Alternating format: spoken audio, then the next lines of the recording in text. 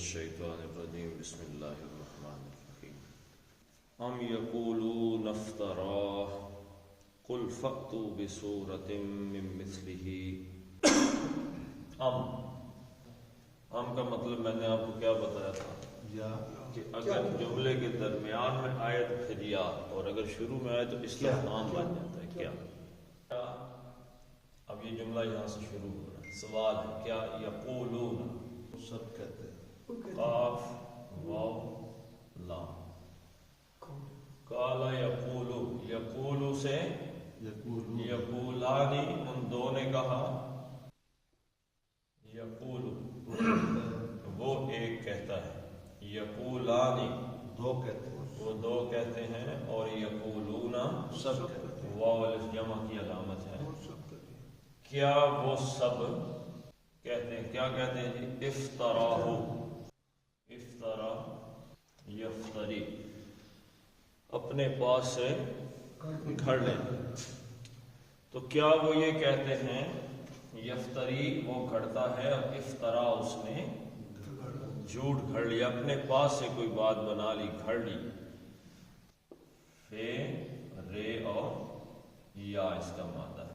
فرا یفری، فریا یفرا، افطرا یفتری، یہ باب افتعال سے ہے، پچھلی آیت میں ذکر ہو چکا ہے اس کا۔ تو افطرا اس نے گھڑ لیا، ہو اس کو۔ اب یہ افطرا پہلا صیغہ ہے فعل ماضی واحد مذکر غائب کا، افطرا اس نے گھڑ لیا، آگے ضمیر۔ اب یہ فعل کے ساتھ ضمیر آئے تو کیا ہوتا ہے؟ مفعول ہوتا ہے، وہ ضمیر مفعول ہوتی ہے، ٹھیک ہے جی۔ اب ہو اس کو، اب یہ پیچھے پلٹ جائیں گے تو ہمیں پتہ چلے گا یہ باتیں کس کی ہو رہی ہیں۔ یہ ہو رہی ہیں حاضل قرآن، قرآن کی باتیں ہو رہی ہیں، اس کو مطلب کہ قرآن کو۔ کہ ام یقولون نفتراہ، کیونکہ باب افتعال کا یہ جو حمزہ ہے یہ حمزۃ الوصل ہے، یعنی اس کی اپنی زبر زیر نہیں، یہ لگا ہوا صرف پیچھے سے جب نون بول پڑا ہے تو پھر یہ بولے گا نہیں۔ ام یقولون افتراہ، کیا وہ یہ کہتے ہیں کہ گھڑ لیا ہے اس نے کس نے جی؟ نبی صلی اللہ علیہ وسلم، نبی اکرم صلی اللہ علیہ وسلم نے، کہ کیا انہوں نے یہ قرآن خود گھڑ لیا ہے؟ قل انما انت مفتر۔ اب یقولون سے قل کیا کون سا صیغہ ہے جی؟ امر، قل امر کا صیغہ ہے۔ تقولو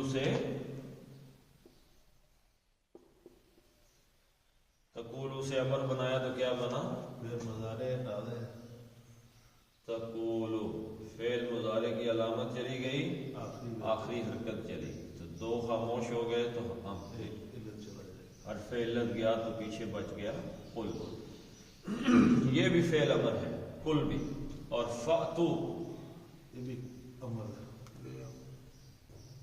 آتا یأتی آنا، آنا، ٹھیک ہے جی، آتا یأتی آنا، آنا۔ جب یہ با کی پرپوزیشن کے ساتھ استعمال ہوتا ہے تو اس کا مطلب کیا ہوتا ہے؟ لانا، لانا، یعنی کسی چیز کے ساتھ آنا، مطلب کوئی چیز لے کے آنا۔ اور یأتی سے یأتونا، یأتونا کا مطلب کیا ہوا جی؟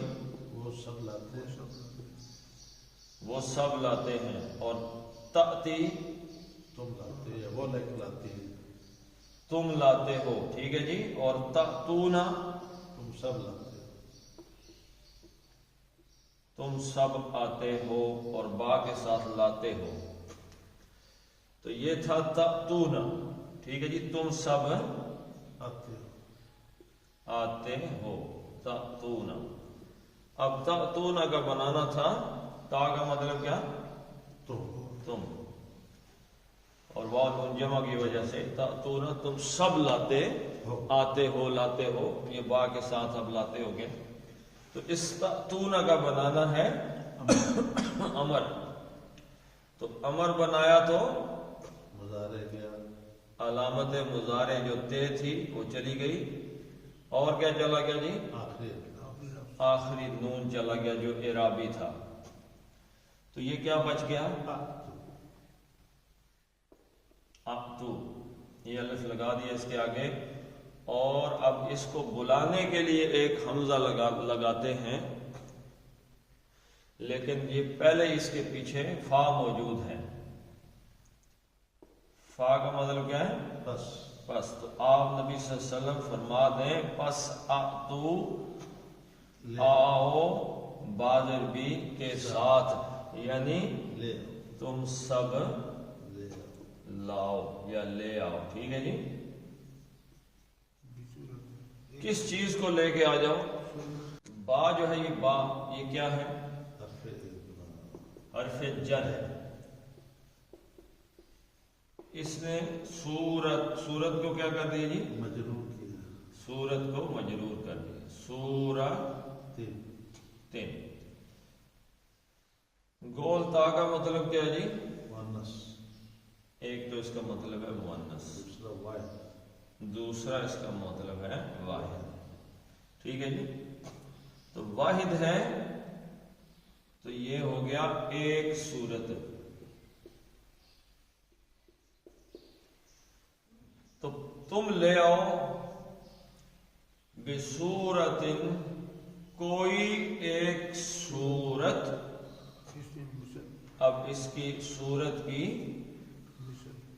کیا آ رہی ہے جی؟ صفت آ رہی ہے. کیسی صورت لے کے آ جاؤ؟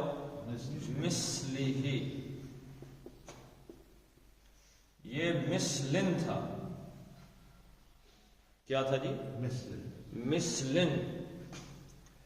لیکن صورتن مثلن، مثال کی صورت ہے، ایسی صورت لے آؤ. لیکن کس جیسی صورت لے آؤ؟ مثلی ہی. اب یہ بن گیا مضاف. کیوں مضاف بنا جی؟ الف لام بھی غائب ہو گیا، تنوین بھی غائب ہو گئی، دو زیریں تھیں تو وہ ایک بن گئی. مثلی. اب اس کی نسبت جڑ گئی کس چیز کے ساتھ؟ کس کی مثل؟ مثلی ہی. یعنی اب ہی سے مراد کیا ہے؟ اس کی مطلب کس کی؟ قرآن. یعنی اس قرآن کی جیسی. مثل کا مطلب جیسی. اس قرآن جیسی کوئی ایک صورت تم سب لے آؤ. اگر تم کہتے ہو کہ حضور صلی اللہ علیہ وسلم نے یہ قرآن بنا لیا اپنے پاس سے، تو بھائی وہ انسان ہی ہے نا. تم سے 10 100 1000 گنا لائق ہوں گے، لیکن انسانی ذہن نہیں بنایا نا. تو تمہارے پاس بھی انسانی ذہن ہے. اکیلے نہیں بنا سکتے تو آگے ایک اور آپشن آ گیا. اگر تم اکیلے ایسے نہیں بنا سکتے ہو، بندے بڑھا لو بھائی، اور کوئی لے آؤ ساتھ. لیکن انسانی ذہنوں سے مدد لے کر کوئی اس قرآن جیسی کوئی ایک صورت تم بھی بنا کے لے آؤ، تاکہ پتہ چلے بھائی کہ یہ انسانی ذہن کا کام ہے قرآن بنانا، یہ اللہ کا کلام نہیں. پہلے کیا آیا تھا جی؟ فَأْتُوا بِصُورَةٍ مِّن مِّثْلِهِ. اب آ گیا ہے وَدْعُوا. دوسری چیز آ گئی. پہلا کیا کہا جی؟ کہ اگر تم سمجھتے ہو کہ یہ اللہ کے نبی صلی اللہ علیہ وسلم نے گھڑ لیا ہے تو ایسی ایک صورت لے آؤ. دوسری بات کیا جی؟ اور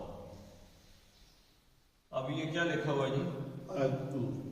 ادعو لکھا ہوا ویسے ہی ادعو، لیکن وہ واو پڑا گیا، یہ حمزۃ الوصل ہے تو یہ بولا نہیں. ٹھیک ہے، یہ خاموش رہ گیا. کیسے؟ دال عین واو. اس کا معنی کیا ہے؟ دال عین اور واو. یہ ماضی میں آیا تو بنا دعا. ٹھیک ہے جی. تھا یہ کیا؟ دعا. ٹھیک ہے جی.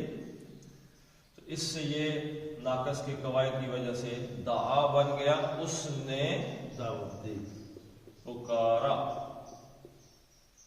اس نے بلایا دعوت دی اس نے، دعا کی، دعا کے معنی میں بھی آ جائے، اس نے پکارا بلایا یا دعوت دی، اس نے دعا کی، اللہ سے دعا کی۔ تو پکار لو، بلا لو، یعنی اس نے بلایا، یدعو وہ بلاتا ہے، وہ پکارتا ہے، یدعو وہ پکارتا ہے یا وہ بلاتا ہے یا وہ دعا کرتا ہے۔ یدعوانی دو پکارتے ہیں، ہے جی، وہ دو پکارتے ہیں، دو پکارتے ہیں۔ یدعونا سب پکارتے ہیں، سب پکارتے ہیں۔ اور تدعو تم پکارتے وہ مؤنث پکارتی ہے یا تم پکارتے ہو؟ تدعوانی تم دو پکارتے ہو، دو پکارتے ہو۔ پکارتے ہیں۔ پھر یدعونا وہ سب پکارتی، پھر تدعو تم پکارتے ہو، تدعوانی دو پکارتے ہو، اور تدعونا تم سب پکارتے ہو، تدعونا تم سب پکارتے ہو یا سب بلاتے ہو، ٹھیک ہے جی۔ تدعون، اب تدعونا کا کیا بنانا ہے؟ امر، امر بنانا ہے، تدعونا کا امر بنانا ہے۔ تو تدعونا تو کیا ہوگا جی؟ مضارع چلا گیا، مضارع کی علامت بھی چلی گئی آخری حرکت ہوئی، اور آخری حرکت بھی چلی گئی۔ تدعونا، یہ تا بھی گیا، نون بھی گئی، پیچھے بچ گیا دال، دال ہے خاموش، اس کے پیچھے حمزۃ الوصل لگائیں گے، اس کے بعد آیا عین اور واو۔ اب یہ جو عین کلمہ کی علامت ہے نا جی، اگر یہ زیر یا زبر ہو تو یہ حمزۃ الوصل پہ زیر لگ جاتی ہے، ٹھیک ہے جی، اور اگر پیش ہو تو پیش لگتی ہے۔ تو یہ پڑھنے میں آئے گا تو ادعو، لیکن کیونکہ واو پیچھے موجود ہے تو یہ آئے گا دال کے ساتھ، تو پھر حمزۃ الوصل کو پڑھنے کی ضرورت ختم ہوگی، تو یہ بن جائے گا ودعو، تم سب پکارو، پکارو، بلاؤ، بلا لو۔ کس کو بلاؤ؟ اب اس کا مفعول کیا ہے؟ من استطعتم۔ ادعو کا مفعول کیا ہے؟ من استطاع، من استطعتم، من اس کو، اس کو کا کیا مطلب؟ مفعول، مفعول، یعنی تم پکار لو، بلا لو اس کو، اور یہ موصولہ ہے، ٹھیک ہے، ما موصولہ، اس کو استطعتم، تو واو اور عین، تا یا تا، کیا مطلب ہے تا کا؟ پیروی کرنا، ٹھیک ہے جی۔ یہ باب افعال میں آیا تو کیا بن گیا؟ اطاع یطیع اطاعتن، اطاعت کا۔ اچھا، ایک باب تفاعل میں جب یہ آیا تو تطوع، تطوعن، تطوع کس کو کہتے ہیں جی؟ ہاں جی ڈاکٹر صاحب،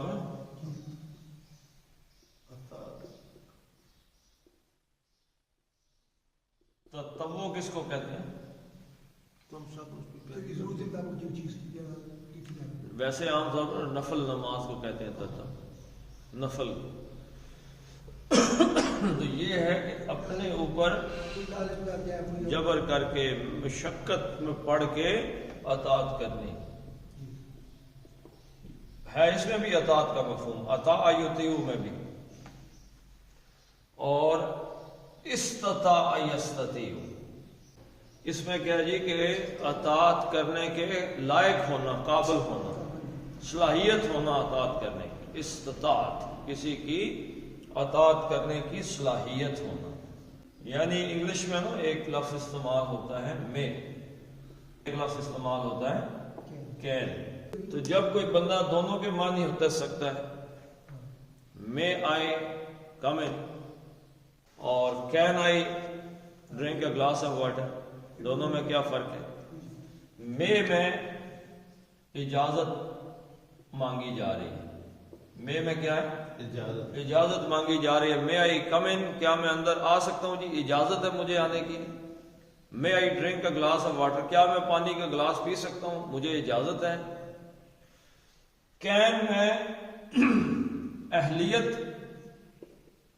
کی بات کی جاتی ہے. Can I drink, can I fly, کیا میں اڑ سکتا ہوں؟ یعنی یہ اہلیت میرے اندر ہے، یہ صلاحیت میرے اندر ہے کہ میں اڑ سکتا ہوں. تو میں آئی فلائی کا مطلب ہوگا میں اڑ تو سکتا ہوں لیکن اجازت ہے اڑنے کی. تو کین آئی فلائی کا مطلب یہ ہے کہ کیا میں اڑ سکتا ہوں، میرے اندر اڑنے کی صلاحیت اڑنے کی ہے، میں اڑ سکتا ہوں، میرے پاس پر ہی نہیں ہے. آئی کین ناٹ، میں نہیں اڑ سکتا. جی جب کوئی بندہ کہتا ہے کہ آئی کین ناٹ کم، تو اس کا مطلب ہوتا ہے بھائی میرے پاس آنے کی صلاحیت اہلیت ہے ہی نہیں. تو کین کا مطلب، یہ جو کین کا مفہوم ہے نا، کین کا، یہی استطاع یستطیع کے اندر آ جاتا ہے کہ فلاں بندے کے اندر اس چیز کی اہلیت ہے کہ وہ اطاعت کر سکتا ہے یا کہ نہیں. تو استطاع اور استطاعتم، اب اس میں انتم فاعل ہو گیا. من استطاعتم، ہر اس کو تم پکارو جس کو پکارنے کی استطاعتم، جس جس کو پکار سکتے ہو. یہ سکتے ہو سمجھ گئے جی. وَدْعُوا مَنِ اسْتَطَعْتُمْ، جس کو پکارنے کی تم میں استطاعت ہے اس کو پکار، جس کو پکار سکتے ہو اسے پکار. لیکن یہ یاد رہے کہ کس کو نہیں پکارنا. کسے نہیں پکارنا جی؟ اللہ کا تو کلام ہے نا. تم اللہ کے، تم کہتے ہو کہ انسان کہتے ہو، انسانوں میں سے جس کو پکار لو. من دون اللہ، من سے دونی علاوہ، من حرف جر تھا، دونی ہے جی دونی کو مجرور کر دیا. دون اللہ، اللہ اس دونی کا مضاف الیہ بن گیا. اللہ کے علاوہ جس سے بھی استطاعتم، تم استطاعت رکھتے ہو پکارنے کی، اسے پکار. جسے پکار سکتے ہو اسے پکار. اگر تم سمجھتے ہو کہ افطرا ہو کہ اللہ کے نبی صلی اللہ علیہ وسلم نے یہ قرآن گھڑ لیا ہے، تو اس کو تم پکار. ان کنتم صادقین، ان اگر. اب یہ شرط بعد میں آ رہی ہے. یہ وَدْعُوا اور فَأْتُوا بِصُورَةٍ مِّن مِثْلِهِ وَدْعُوا مَنِ اسْتَطَعْتُم مِّن دُونِ اللَّهِ. یہ اس کا جواب ہے کہ اگر تم اپنی بات میں سچے ہو نا، تو پھر ایسی ایک صورت بنا کے لو جس کو مرضی پکار دو، جو پکار سکتے ہو اللہ کو چھوڑ کے. ان اگر تم ہو، کانا سے کانا، کانو، کانت، کانتا، کننا، کنتا، کنتما، کنتم. نواں صیغہ ہے. اگر تم ہو صادقین. ابھی میں آپ سے ایک سوال پوچھوں گا تو اس کا آپ نے جواب دینا ہے. اگر آپ نے دے دیا تو اس کا مطلب ہے آپ کے نمبر 100 میں سے 100 ہو گئے. صادقن فاعل کے وزن پر. صادقن کا کیا معنی ہے جی؟ سچ بولنے والا. سچ بولنے والا، سچ بولنے والا. اور صادقون، سچ بولنے والے. واو نون آ گیا نا. صادقون سچ بولنے والے. اور واو نون جو ہے وہ حالت رفع کو، فاعلی حالت کو ریپریزنٹ کرتا ہے. جی سچ بولنے والے ہو. تو یہ صادقون سے اس میں نصب آیا تو بن گیا اور جر دونوں میں بن گیا صادقین. سوال یہ ہے کہ ان کنتم صادقین، یہ حالت نصب یا جر میں یہاں پہ کیسے چلا گیا؟ اگر تم سچ بولنے والے ہو تو سچ بولنے والے تو فعلی حالت میں، حالت رفع میں ہونے چاہیے تھے، تو یہ کیسے ہو گیا جی؟ یہ حالت نصب ہے نا یہاں پر. ہاں جی، کیسے حالت نصب میں آ گیا؟ اس کی جر بھی ہے، نصب بھی ایک ہی ہے. ہاں جی، کہ وہ دونوں ایک ہی ہے نا. نہیں پتا. ہاں جی، نہیں پتا تو پھر سن لیں. کافی دفعہ بتایا، اب یہ دماغ میں رکھنا. کانا جب آ جائے تو کانا یا کننا یا پورے کانا کی گردان پوری میں سے کوئی بھی آ جائے، اس کانا کا ایک اسم ہوتا ہے اور اس کانا کی ایک خبر ہوتی ہے. کانا کا اسم حالت رفع میں ہوتا ہے اور خبر ہمیشہ حالت نصب میں ہوتی ہے. اب آ گیا کن تم، تو اس میں ان تم اس کا اسم ہو گیا. ٹھیک ہے جی، تم کن تم میں کیا ہو گیا؟ ان تم اسم ہو گیا. تو یہ تو حالت رفع میں فاعلی میں آ گیا. اور صادقین کیا ہو گئی؟ خبر ہے، اس کی خبر ہوگی. تو یہ خبر ہونے کی وجہ سے صادقون سے صادقین کی صورت میں یعنی نصب میں چلا گیا، ورنہ یہ رفع ہے، یعنی کہ ہے تو فاعل ہے. تم اگر سچ بولنے والے ہو، اگر تم سچے ہو،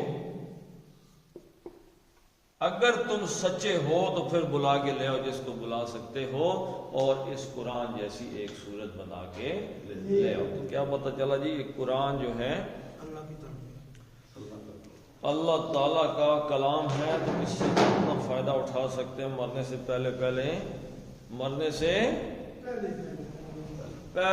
اٹھا لیں فائدہ.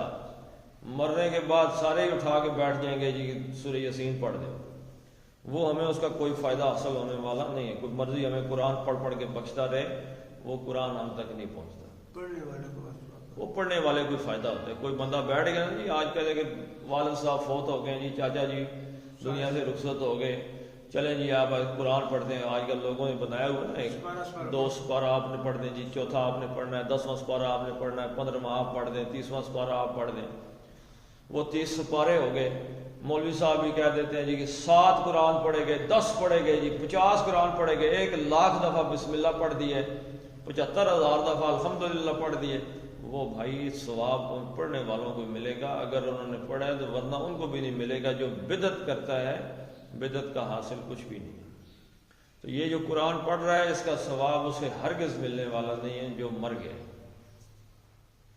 سمجھ رہے ہیں بات کہ نہیں؟ تو اس لیے مرنے سے پہلے خود ہی اس کو دیکھ کے، اس کو پڑھ کے، اس پہ عمل کرنے کی کوشش کریں، تاکہ اس کا کچھ ہمیں مرنے کے بعد وہ قرآن ہمیں فائدہ دے گا جو پڑھا ہے، جو سمجھا ہے، جس پہ عمل کیا ہے. دوسروں کے پڑھے قرآن سے ہمیں کچھ ملنے والا نہیں.